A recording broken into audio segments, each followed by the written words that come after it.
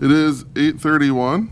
I will call the December 6th Environment and Land Use Committee meeting to order. We have we do a roll call. Randy? Here. Stacy? Yep. David's absent. Tony? Here. Andy? Yes. And Dawn is remote. Yes. Haley? Yep. Amy? Morgan Becker. Morgan Becker? And Morgan is our new conservation specialist. She started a week from this most recent Monday.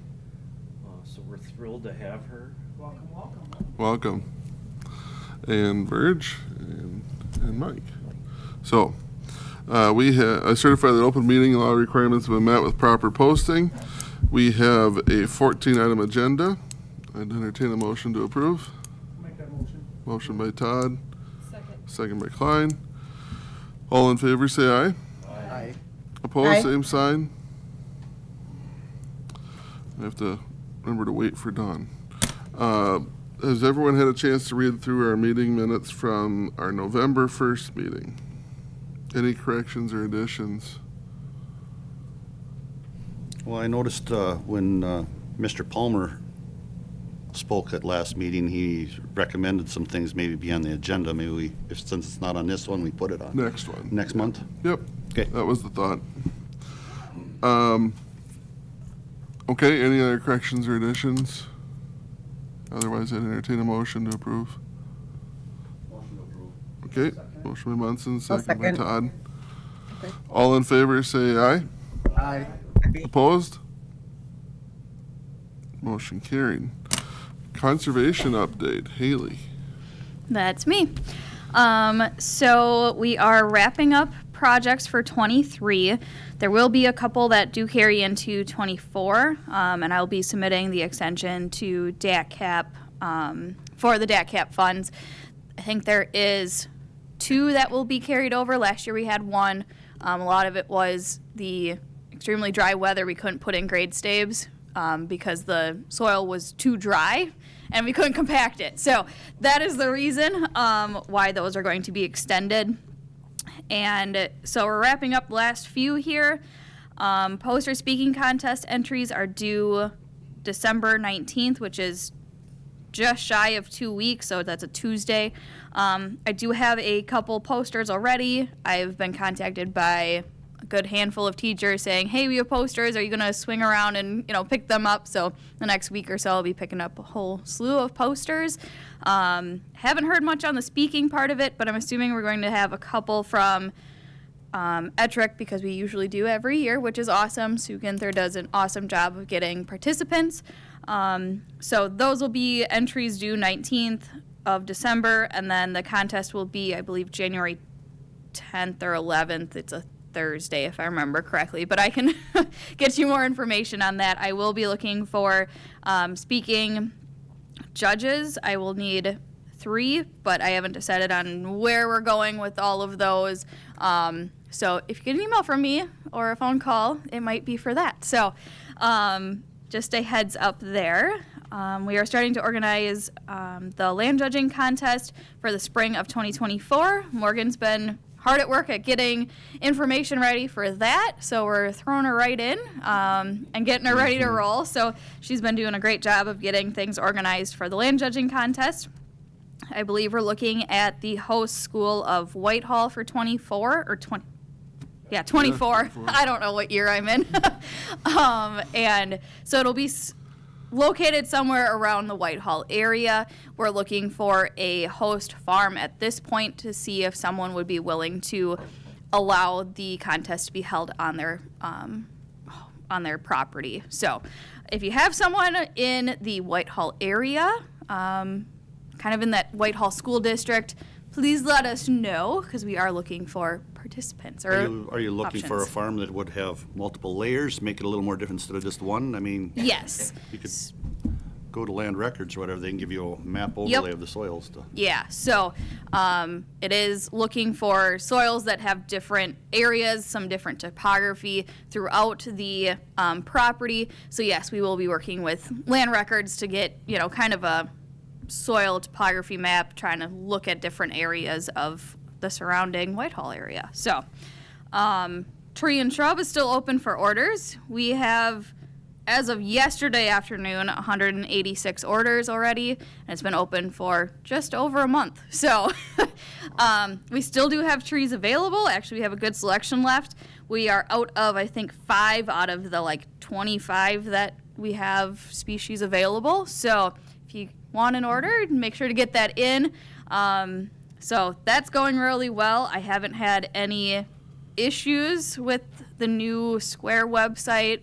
People have said that it's actually very easy and much more user-friendly than last year. So that's a good thing, and I'm excited that we can keep kind of rolling with that part of it. So, and right now we're starting to look at 24 projects. We have some of them surveyed already, so we're going to be starting to design over the winter months here. And it looks like, just looking at kind of the list of what we have submitted for 24, it looks like we got a couple grade staves, waterways. We have a toe wall repair, which is a new one that I haven't seen, so it's kind of an interesting one.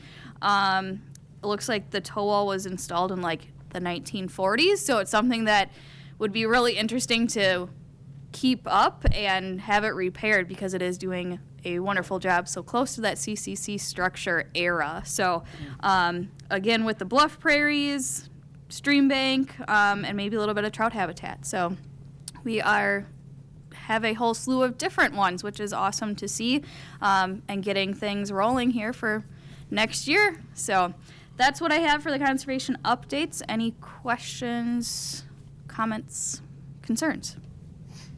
The grant that we gave to Petrick Park for the kayak, when would that be installed? This fall or next spring? It will be, from my understanding, it'll be next year, but I think that's more now in the Petrick Park realm of PTED and everything. We are just the grant holders, so I currently am going to be working with, I think, the new parks person starting shortly on maybe working through designs and getting information out to contractors for bidding and everything, then probably next year at some point. So, Okay. Any other questions for Haley? Oh, it's very good. Thank you. you're welcome. Keep it up. Item 7, cost share payments, grant expense requests. Good Amy. morning. All right, so in your packet, you would have received actually an updated version. I did have to add one to the reimbursement side of it. As projects are starting to wrap up, like Haley has mentioned, we have quite a few on the request this month. So on top, we have the land water resource management. The total there is for $45,905.51. That includes 10 contracts. We have the county cost share grants in the next little section there. We have 6 contracts of those as well. That total for reimbursement is $24,391.57. And then the last one there is the notice of discharge, is one contract on that as well for a total of $131,144.36. Okay. Any questions for Amy on any of those? Otherwise, entertain a motion. I'm just more clarification on the notice of discharge, like what that actually is and what that payment is for.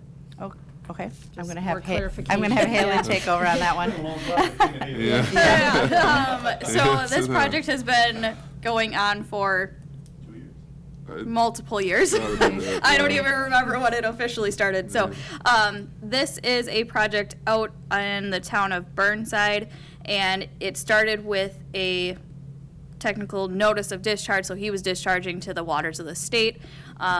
So the design encompasses milk house waste reception area, a manure pit, feed leachate. It's essentially containing everything on the farm.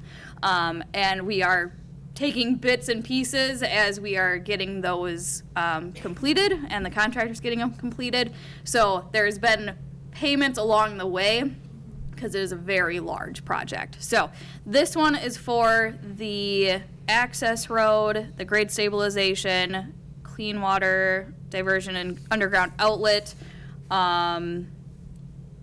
Let's see what else. There was, I think, one other thing in there. And the seeding and mulching. So this is wrapping it up. So we're getting the clean water around the farm and not having it get contaminated, getting onto the farm. So that's what this hopefully final payment. I think we might have one more just to finish up the last few little end things. But this is getting the installation of getting the clean water, staying the clean water clean. So that's what this payment is for. So, yeah. Yes. I've seen that one for quite some time. Yes. Yeah. Okay, any other questions? Otherwise, entertain a motion to approve these payments. Okay, motion made and seconded. Any other discussion? All in favor of approving these payments as presented, say aye. Aye. Aye. Opposed, same sign. Motion carried. We'll get those people paid. Number 8, options to address the 2024 increased revenue requirements. Yes, we have, last meeting, you asked to take another look at this after the county board adopted the 2024 budget. One of the options we have that we did not consider last time is changing the way we deal with our budget regarding building inspections. To back up a little bit, you may recall the Exec Finance Committee added an additional $15,000 to our required revenue lines across various zoning permit lines. So we have to make up $15,000 of revenue somehow, because under current fees, we would not be able to meet that. So we could do it through raising fees across the board 5%. Another option to consider is to change the way we've been doing our building inspections and permitting. For many, many years, we've done that by assigning expenses and revenues from building inspections to a non-lapsing account called building inspections. That was because our building inspector was a county employee, and the fear there was, if at some point we don't get enough permits to cover the salary, we would be in the hole. So that non-lapsing account was created. In 2021, prior to my arrival here, we went to a contractor model where contract with a company, they charge a fee. We only pay that fee for that if they provide the service. So if a foundation is inspected, and I'm making up a number here, and let's say the cost to us for that inspection is $100. We charge the landowner for that permit that fee plus another 15%, so it'd be $115. So there's no way for us to be in the hole on it, because we're not putting money out for inspections that are not completed. So one of the things, so with that model, the revenues can't offset staff time salaries because it's in a separate non-lapsing account. So what we could do is eliminate that non-lapsing account and move the revenues and expenses to the regular part of the land management budget. And then that way we'd have $15,000 of revenue to apply to the regular land management budget without increasing fees further. And we'd be able to offset the salaries. So again, try to think a non-lapsing account is kind of like almost a separate mini budget. So building inspections were handled over here, but the main part of the budget was over here. So we never were able to really apply those revenues to help compensate for staff salaries for the administration part. I thought we removed that account and put it to the comp plan.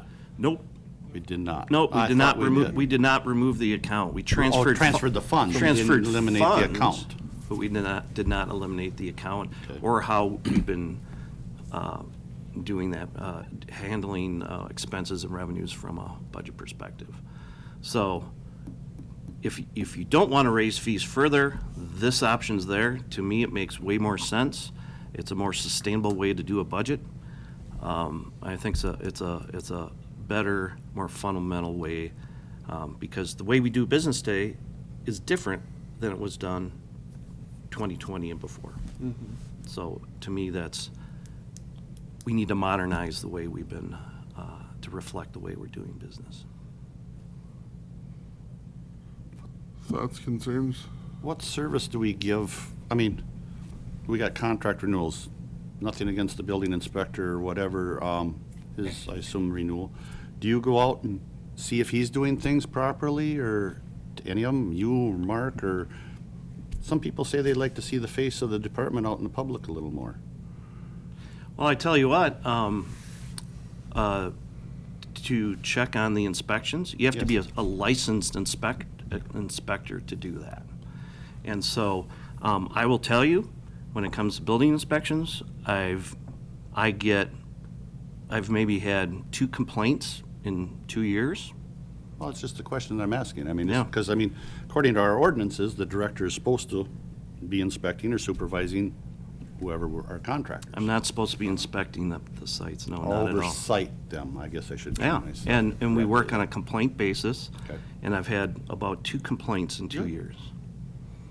Good to know. And there's been I have not received any complaints about the contract and the inspector.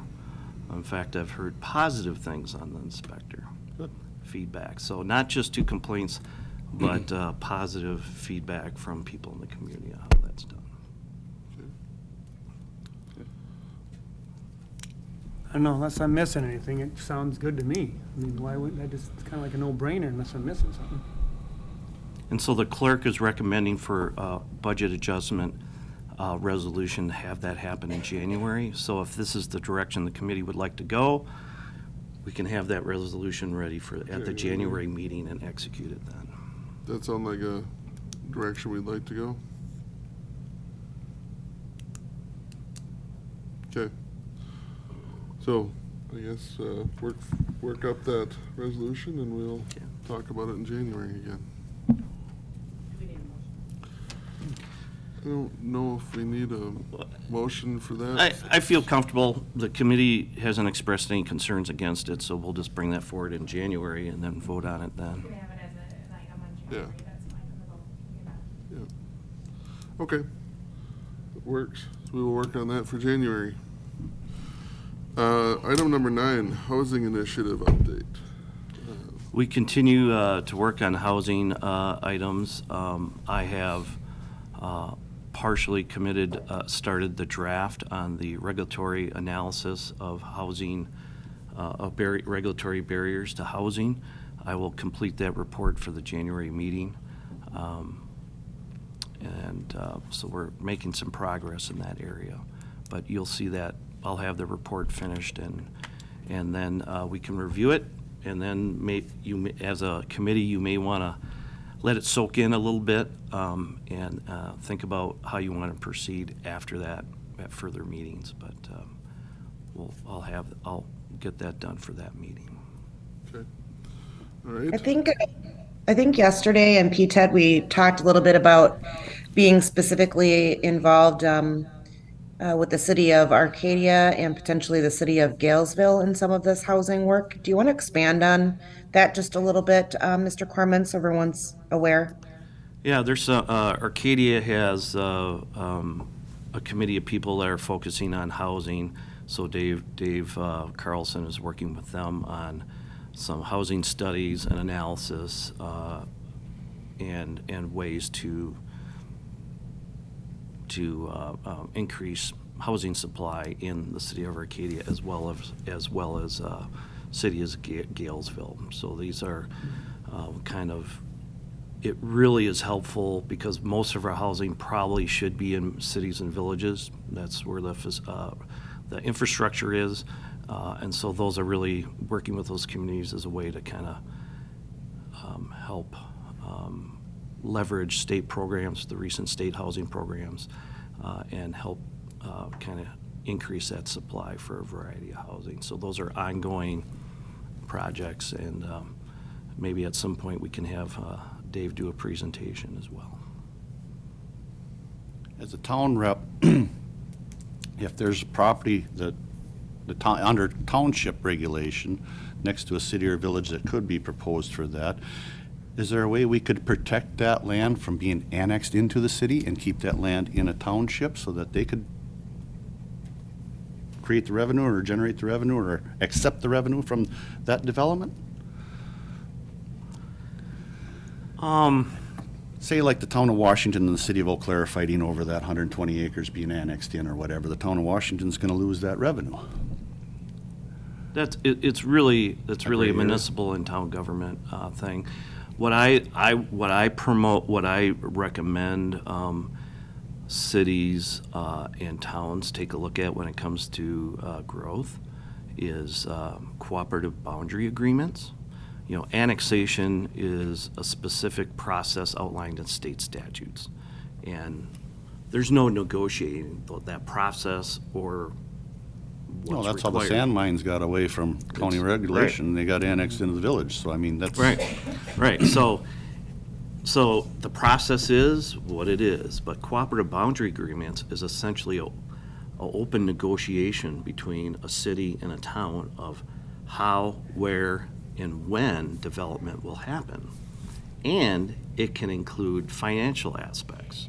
So for instance, let's say there's 40 acres, let's say a city and a town talk about, well, and they agree upon that a certain 40 acres will get Developed. These are technical terms, they mean different things legally. Attached, not annexed, attached to the city, you could outline housing density, green space, you know, what's ever important to each of the partners, of how and timing, you know, maybe the first 20 acres gets developed in the first 5 years, and the second 20 will not happen until 6 or more years later. And then one of the things too that can be negotiated in there is say, hey, you know, this development's coming in, that's gonna be a big shock to the town's finances to take all in 1 year. They could negotiate revenue sharing, so that you're gonna have increased value there, and maybe year one,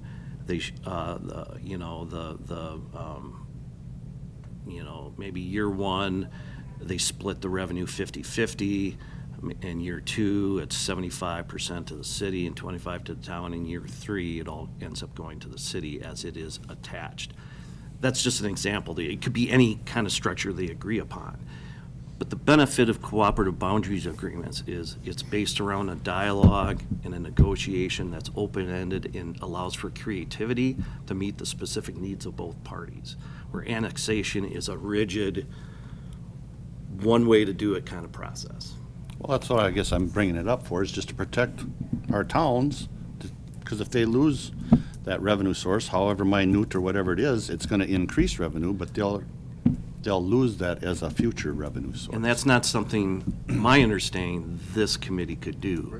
It has to be a negotiation between the town board and the city council. Okay, I was just asking because, I mean, in our town plans, we already have designated areas where we expect development or would like to see development. Unless I'm wrong, maybe Corporation Randy, Council you got a can comment. Would the county board want to get in the middle of a cooperative boundary agreement between a town government and a city government? Would you advise that?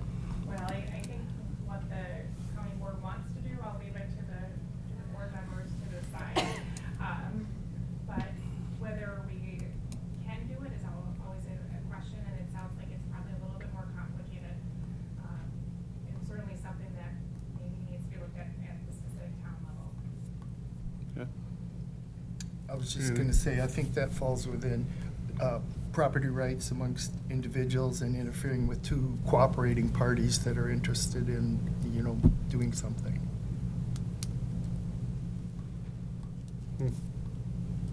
So So, Mr. Corman, out of curiosity, when it comes to like incorporated areas, is this part of looking at a big development wants to come in, and the only way they can incorporate an unincorporated area is to put sewer, water, and so on and so forth in that area, but in that whole big scheme of things, it's gonna cost a lot of money. So there's a lot of stuff that's right now tied into, you can only have so many houses in so many, in an area. Are we looking at doing something different with that so we can expand and get more tax That's money? what our plan says, for something like that has to be in a commercial or industrial Yeah. designated lot, is what it says into our. You know, it's just, Every plan has, there's a lot of geography out there, and we're just kind of talking, Outside the box. Yeah, That's why we're, so- we're here, forward yeah. thinkers. That's what Ms. Waldera is kind of, well, how do we plan for the future, or where do we go? And I mean, that's our responsibility in a way. yeah. A lot of ways. yeah, I mean, in the cases, you're gonna, a city, if they're gonna expand, they're gonna need to extend sewer, water, and roads, and there's a need to pay for that, and we could go on, we could talk about impact fees, we could talk about TIF, tax incremental financing, we could spend all day talking about all those different kinds of things. But there's a lot of stuff that comes out where a developer will fund that, put that money up if they get something out of it. So instead of 1 lot every acre, they can have 10 lots every acre. Right. They're gonna look at that and say, Typically, if you're on sanitary sewer and water, you can get a higher density. Right. And generally speaking, there's a lot of math that goes into what it costs for infrastructure. And does a community have the sewer capacity at their plant to handle more? That the answer isn't the same for every community. Right. So a lot goes into that. WQOW 18 at Eau Claire last week had exactly what Mrs. Waldera is trying to figure out or find. It's the developers, since they're making so much money on building condos and everything else, they don't want to do these individual homes because there's not the profit. By the time they put their labor and materials there for what they have to sell them for, there's no profit for them. So that's why they're kind of pushing them off. It was a good article. About that. Yeah, one of the things that I shared with the PTEC committee yesterday was just my own personal experience in trying to find some senior housing for my parents. And while senior housing is not really what's identified as the greatest need in communities right now, we've talked about how, according to studies, it's more about that middle income family housing that is a bigger need. However, in Trempealeau County anyway, the senior housing that used to be pretty abundant was turned over to family low-income housing in many circumstances. So what remains for senior housing within Trempealeau County is not meeting demand. There are pretty extensive waiting lists that exist for both houses that are under the housing authority and those that are not. And so one of the things that some communities are finding is that by actually building senior housing, you would then free up the houses that those seniors are currently stuck living in because they can't find a more suitable option. And that's how they're addressing some of the housing issues for the single family middle income group as well. And so I think it's more feasible to develop, based on what I'm hearing you say, potentially senior housing because you get the more units per the density. And maybe that's the approach we need to take here in Trempealeau County, but I'm not sure. And I think we're probably we're in the infant stages of even exploring this. So maybe what would be helpful would just be to understand what's been done so far and what is the strategic approach in addressing this housing issue. Dave Carlson is here, and maybe he can add some comments to the topic. Morning, everybody. I was listening upstairs, and I heard you start talking about housing, and I'm kind of passionate about that. And really, there's a lot of reasons we need to address housing, but the biggest biggest factors. I mean, we just don't have any right now. From an economic development perspective, we have a lot of jobs in the county that are open. We've got a great quality of life, things we can promote, come visit here, come live here, except the come live here part is the issue right now, right? There's no places to live. Something goes on the market, it's gone quick. Supervisor Waldera is absolutely correct that senior housing is one of the potential keys, for solving some of that. I've been to a number of conferences where that's been discussed. And the thing about like senior housing or multifamily housing, even though a lot of communities don't necessarily like multifamily housing, if you live in a single family neighborhood, I get that. But, it's that density thing, and it's the return on investment is a lot higher on that kind of stuff. And there's a lot of tax credits that are coming out along right now and programs through the Wisconsin Housing and Economic Development Authority, WHEDA, that the legislature and the governor approved this last session.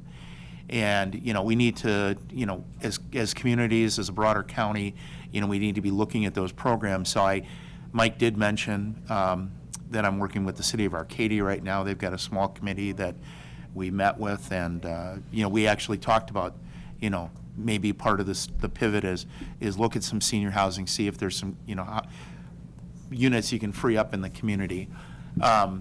In the city of Galesville, they have a TIF district, tax incremental finance district, in a residential neighborhood. They're looking at, I'm not sure if everybody knows what a TIF district is. I'll do a 60-second explanation of it. It's you take land that's partially developed or not developed, you freeze the tax base at what it is then, and then improvements that are made that raise the tax value, that's called the increment. And that money is retained to do investments, maybe it's infrastructure within that neighborhood. In the case of like an industrial TIF, it gives potentially incentives to the company to help with some of their costs to do a development. And then eventually when the debt from the TIF district is paid off, then that money at the higher level all goes on a higher level tax base for the communities. So the city of Galesville has one of those. Actually, it's the neighborhood I live in. They formed it 15, 20 years ago. Development has slowly occurred, and there's this pretty substantial increment now. And they're looking at closing that TIF district because they can't incur expenditures anymore under state law. But state law allows communities with a TIF district to keep it open one additional year and collect that increment and keep it in the municipality to work on housing initiatives. So City of Galesville is taking a look at whether they want to do that, and if they keep that money, how could they put that into some kind of a housing initiative. So part of the thing that I think they need to do, as well as the city of Arcadia, is to do a housing study that's specific to their community. Now, I proposed last year that we do a countywide housing study. I've looked at some of the costs of that, and it could get kind of pricey to do a countywide housing study. Not saying it's out of the realm of possibility, but we probably, maybe are going to need to plan and find some grant sources or something, and maybe address that like in a 2024, in a subsequent budget here. But it's something that we're working on. It's not an easy fix. Single-family home builders are kind of hard to find and bring into your community. But it doesn't mean we're not trying, because it really does unlock a bunch of other things with economic development. Anybody have any questions? I love the enthusiasm. Well, the by the way, I heard you talking about, the issues in Eau Claire. I lived in Eau Claire for 13 years, was on the city council up there for 3, which was right in the middle of the whole annexation wars between Chippewa Falls and Eau Claire over the town of Halley, now village of Lake Halley. Yep. And that was all driven 100% by the fact that they had contaminated groundwater from Presto, National Presto Industries. And the city, as I think most municipalities do, had a pretty hard line that we will not provide, water service without annexation. Municipalities put a lot of money and investment in taxpayer dollars into building out that infrastructure for sewer and water, right? And, then people want to, I want to annex, but I want your services, but I don't want to pay, your taxes. But what if that district didn't want it the density of a city or village or whatever, it wanted to keep our 2-acre lot sizes Right, or whatever? yeah. But the city won't accept that because it's a revenue source Right. for them. They're Yeah. gonna eminent domain it or whatever. Yeah. And that's why, it'd be nice to protect it and keep it in the town and let Yeah, them. treat well, it. if townships can provide, and I lived in a township before I came up here. If townships can provide, a service, or if development can occur on private well and septic, so be it. But there's some places that, you can't really put a septic, an in-ground septic system in because of soils and stuff like that. And it's just really tough. Yep.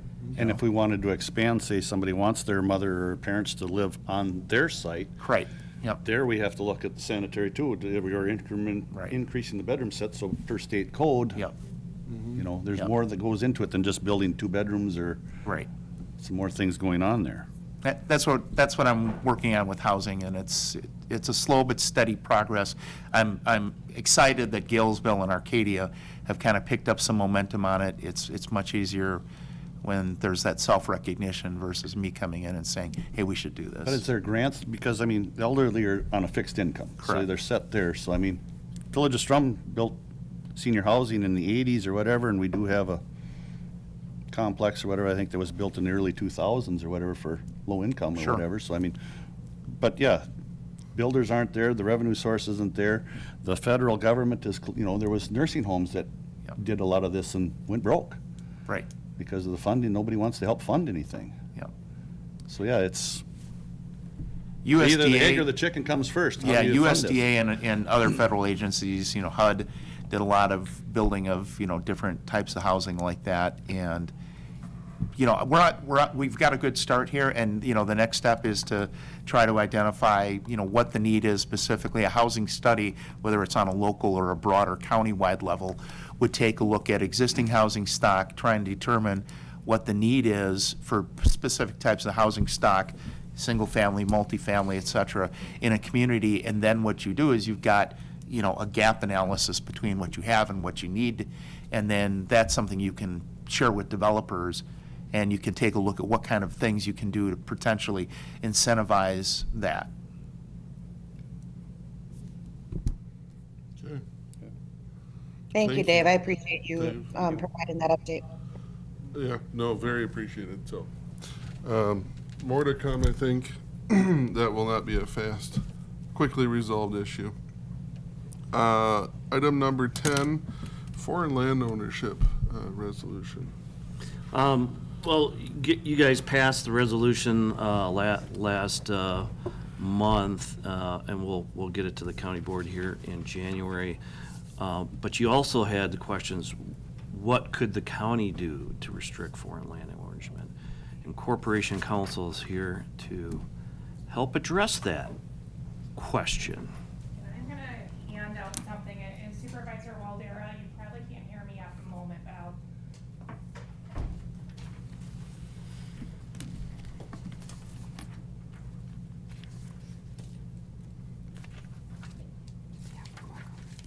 Yes, you are right. You are hard to hear. I'm hoping you'll grab a mic when you're ready to talk, but is that document that you're handing out something you could email? It is, and I can, if you have a computer in front of you, I can direct you to find it too, right now. Thank you. Okay. Yeah, but, here you go. And let you know. I just kind of guessed on the numbers. Okay, here you go. Okay. I don't know what I got. I have two of these. Do you have one of those? There we go. I did that yesterday too. What I handed out were two things. One was a provision of the Wisconsin Constitution. If you Google Wisconsin Constitution, Article 1, Section 15. So that would be the first one. The other one that I handed out were statutory provisions from Chapter 710 of the Wisconsin statute, excuse me. And so I'm coming into this conversation new. I don't know everything that you guys had discussed. However, I want to let you guys see these provisions so you can understand what the current law is. regarding it. And so when the question came up late last week, my first question is always, or my first response is, what does the law say? And that's, you guys are policymaking, you have lots of room within that, but the law is still going to kind of guide that. So the first thing that I would take a look at is that provision within the Wisconsin Constitution, which provides equal property rights for aliens and citizens. No distinction shall ever be made by law between resident aliens and citizens in reference to the possession, enjoyment, or descent of property. And that's a constitutional issue, and I actually didn't do a full range of the broader federal constitution, which could apply to. So because we are talking about due process and equal protection issues as well. So I did not look at that because it gets to be more specific. The other thing I would turn to is Wisconsin Statute 710-01, and I will let you read that, and also 710-02. Those are longer, and just take a look at it.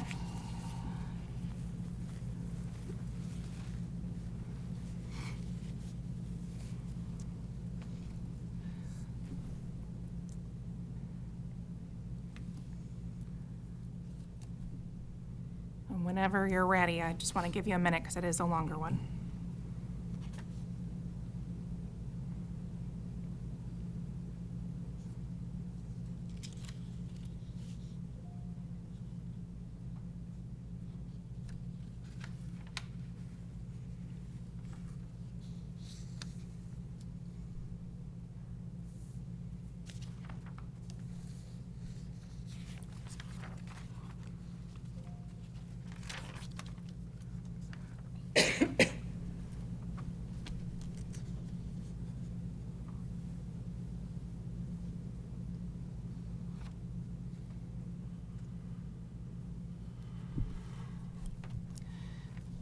And if you would also note that there is a case that's referenced at the very end of the statute, 710-02, as well as an Attorney General's opinion, which can also be helpful and can give you a little bit of an idea of how full of landmines this issue could be, depending on what you wanted to do. It's fairly clear between the Constitution as well as the statute that this is a pretty narrow area. And if you're going to set up some restrictions here, you could certainly infringe upon one of those, and that's without looking at, again, the federal Constitution. So my sense on this is that resolution that you approved at the last meeting essentially requests the state to review the policy. And I think that, I think that's probably about all you can really do at this point. That's the way it seems to me. But It is saying, though, that there is a limitation. I mean, the limitation is quite unlimited in my mind, but of 640 acres in the state. It is. It's 640 acres. I think Supervisor Waldera, that you're absolutely correct, that the limitations are quite broad. So yesterday afternoon, I spent some time looking at, I referenced the case in the Attorney General's opinion, and that Attorney General's opinion highlighted the treaty aspects that could be there. Yeah, and so it could be much broader than, 640 acres. It could, you could have, for example, an agricultural use, which it would be, square with or pertinent to your resolution. However, if there's a treaty, so if there's some sort of an international provision, which again is much broader than what we're really most focused on, that could allow it. But this is there are lots of considerations here between the statute, our Constitution, and the country's Constitution.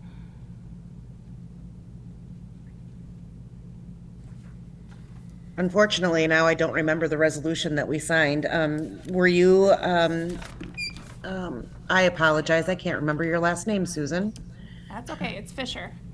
Miss Fisher, did you review that resolution? Are we within our rights to submit that to the state to request that they look at this? So that's a policy decision, and if it's something that you want to do as a policy, then you could do it. I'm pulling it up because Mike did send it to me. And so I'm going to just pull it up right now. When I looked at it, I thought it was consistent, you know, if there's state law, to review the state law. That's really what needs to happen too, because the county doesn't have any control over state law, right? You have to go down to Madison and have it reviewed. And so that was consistent. If it's, the decision is to ask them, it is consistent with what you can do. Okay.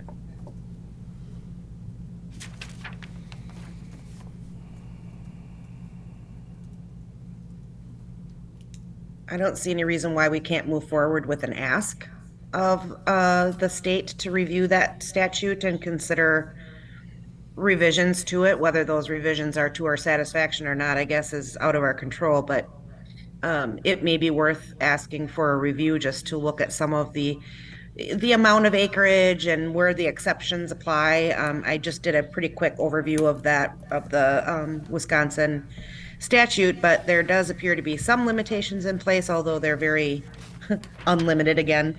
But again, I think it's fair that we can request a review. That we've done. That we have done. Yeah, is that what- was adopted last meeting, and we'll go with the county board in December. Okay. Yeah, just for reference, I just did a quick search, because I knew I had heard something earlier that the state was looking at this. So I'm just seeing if I can find the status of the bill. It's like Senate Bill 348, where they're looking to restrict foreign entities from owning land. So that would deal with that 710.2. so- .2 or whatever, yeah. Yeah, Because I yeah. believe the state of South Dakota or whatever initiated. Did they, okay, yep. I believe so. Yeah, and I think isn't Arkansas did Yeah, something yeah, too? it's wherever most of the naval Yeah, stuff is. yeah. So, yeah, could send it there and just see if that helps with them going forward with it. Naval military, I Yeah, should so say. what we're Military. doing, yeah, what we're sending is just gonna support the idea of what they're trying to do. Yep. Good. Let's start. Yeah, it's a start. Appropriate Never start. too late. Okay. With that, any other discussion on this? Otherwise, we'll bring it to county board in a week or two. Thank you for digging into it, Susan. You're welcome. Okay, item number 11, our director update. All right, in the zoning world, the town of Gale is having their public input regarding the update of their zoning map on December 11th or 14th, coming up here, whenever their town meeting is here in December. And I've gotten a couple calls on that from people wanting to understand that, and what, you know, they're, once they get hear from me what's going on, they're fine with it. So it's real. It'll be interesting to hear what else happens at the town meeting. After that point, the town can forward that on to the county in our traditional rezone process. So that will likely need to happen in February because of the notice requirements for the town of Gale. Verge is working on the update of the town of Hale zoning map. We found documents going back to February of 2016 where the town passed a resolution requesting the change of the R8 zoning to rural residential. And that was not, for many, many years, did not make it to the ELU committee or the county board. So Verge is working on that process with the town of Hale, so that the town of Hale doesn't necessarily need to have a public information meeting. I'm sure we'll be in dialogue with the town of Hale on if they want to have that on their agenda at some point. We'll be bringing forward an ordinance amendment request regarding a new residential zoning district called Residential Public Utilities. This is in the town and county comprehensive plans regarding essentially a residential district of higher density in areas where there is a sanitary sewer district. This is a zoning district that has been requested to be implemented since 2010. if approved by this committee and the county board, we'll have that implemented. And we'll bring that probably in February as well. And then also, we're reviewing the ag tourism-related uses and to clarify what districts, stuff like special events, ag-related tourism events, pizza barns, wedding barns, wineries, there's a whole bunch of different things, special events, what districts those should be allowed in, and should they be permitted uses or conditional uses. So we're doing a review on that and clarifying those kinds of zoning issues. So those will be coming forward in the future. And I think if those, may I ask if through that review, we'll address some of what Supervisor Palmer's concerns had been that were brought forward at our last meeting? From a big picture, yes, they will. From a big picture, yes. At the town of Ettrick meeting, the one person that complained dropped their complaint, and that was recorded in the town of Ettrick minutes at a November 13th meeting, I believe. But we still have some work in that area to do. I think it's important to kind of review those and move forward with that. But so we'll have that dialogue coming up in a meeting. Thank you. Farmland preservation. Big changes. There is some recent legislation passed. So now both houses passed revisions to the farmland preservation program, and the governor may or may not have signed it yet, but they're waiting for him to sign it. It revises a number of things. In the past, I think the required length of the contract was 15 years. I think it brings it down to 10, and there's, I think, changes to the compensation in there. We're going to be reaching out to DATCAP and to get a clarification of what all those rules and when they kick in and all that kind of stuff. Last month, I was visiting with the town of Burnside board out in the community talking about land use planning, comprehensive planning, and farmland preservation. So I had a dialogue with them, and so they're aware that we have one ag enterprise area in the town of Arcadia, and if the town of Burnside wanted to pursue farmland preservation planning, they could easily amend that AEA boundary into the town of Burnside. But there's more, the farmland preservation plan would need to be revised as well. So it's just not it is a more complicated process, but I shared some information about them, and if they're interested, I'm sure they'll reach back out. I have just a question quick. So for the rest of the county, presently outside of the ag enterprise district and then amending a boundary, the rest of the farmlands not available for farmland preservation contracts right now? Correct. We need to, if you're going to take advantage of farmland preservation, you need a certified farmland preservation zoning district. And right now, we do not have that. Why? Our farmland preservation plan contradicts our comprehensive plan, and kind of when the process went through, so, oh yeah, farmland preservation, let's make almost the whole town farmland preservation. Well, to have a certified district, 80% of that designated area has to be exclusive ag farmland preservation program zoning, which when you talk to a town, hey, do you want to do this? Also like, no, we don't want to do that much. So that has hampered the ability for even people in the town, in the AEA, to utilize those tax credits, because the farmland preservation plan contradicts what zoning the town really would like to have.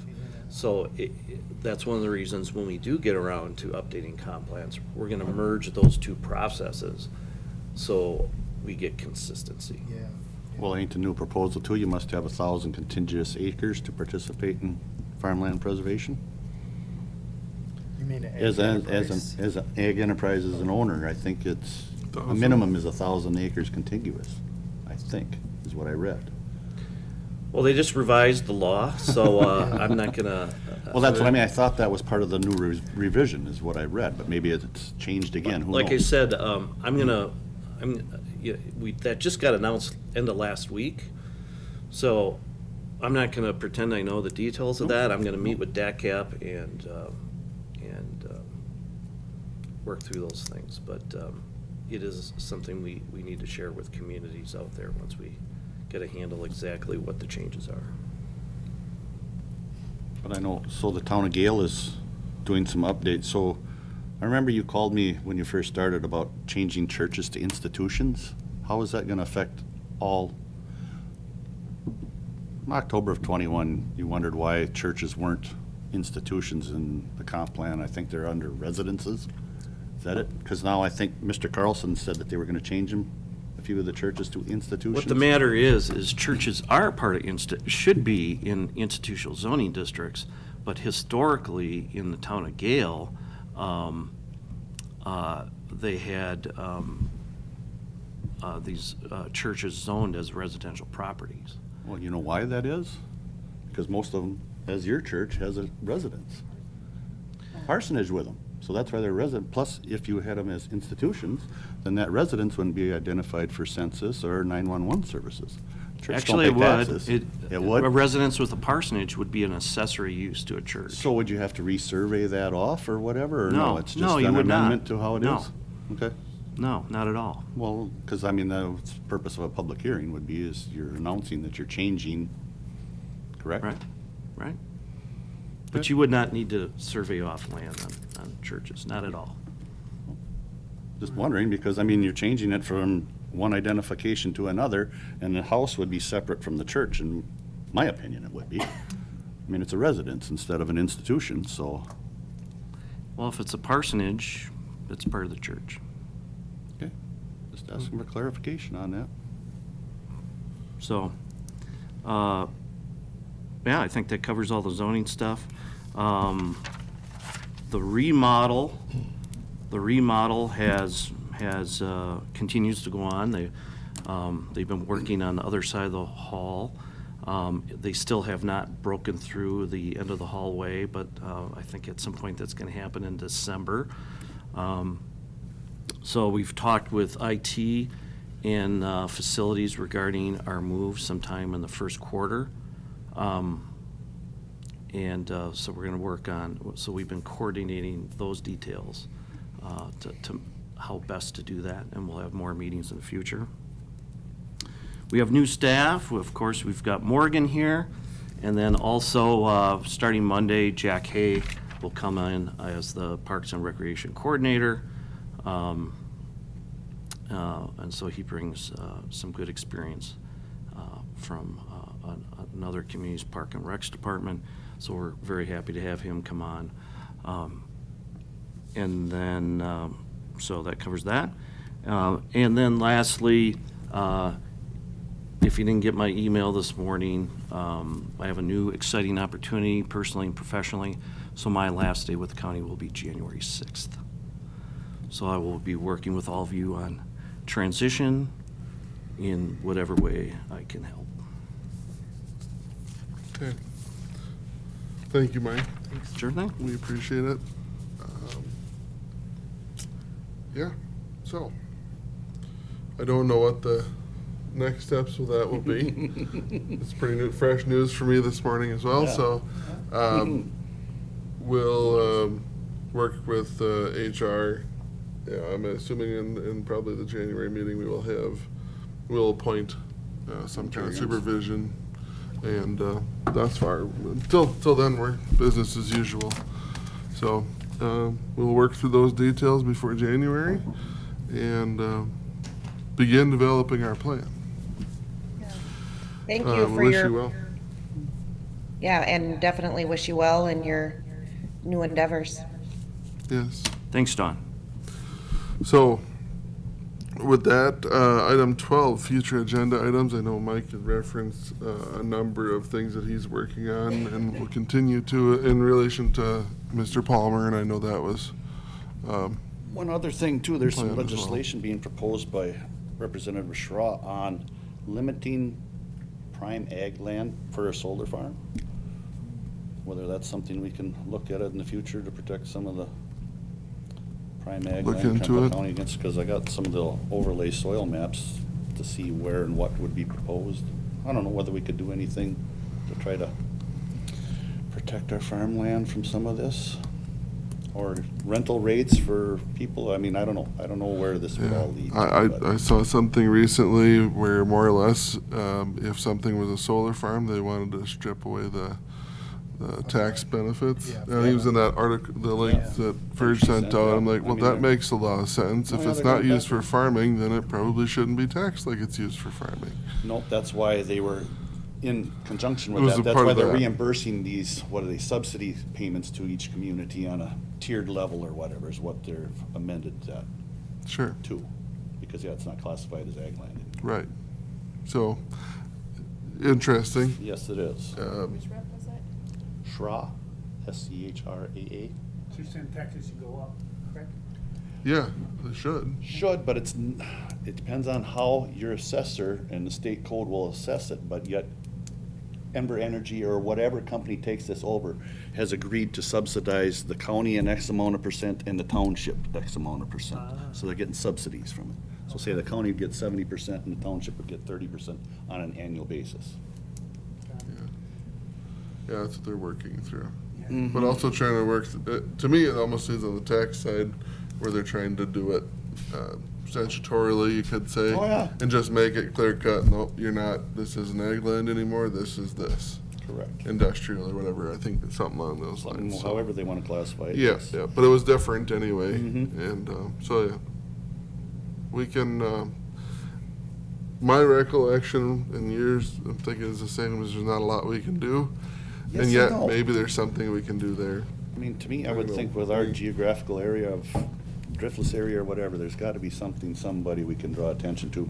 I mean, yes, the PSC has got control, but according to talking to some of these reps from these legislatures or whatever, no, there's things there if they can get some traction underneath it. Of course, everybody's afraid to put their name to it because of the green energy movement, which that's everybody's opinion there too, but. I mean, I don't know, just something that we can maybe look into to see if there's some teeth we can Put in, protect ourselves, because we are Locally. known as a rebel county. that's okay, that's all right. Yep. Yeah. Is Yes, we are. is there information that would be shared with the committee members in regards to this? I think I heard you reference an email that was sent out, and I did get the email, but I wasn't actually sure which article I should be focusing on. Is there additional? It was from Land and Water that There was a bunch of good ones in there. got through, but yes, it's called, the legislature is LRB 2233/1. 223B. 33/1. That's being proposed in the state senate. But it's not a bill yet.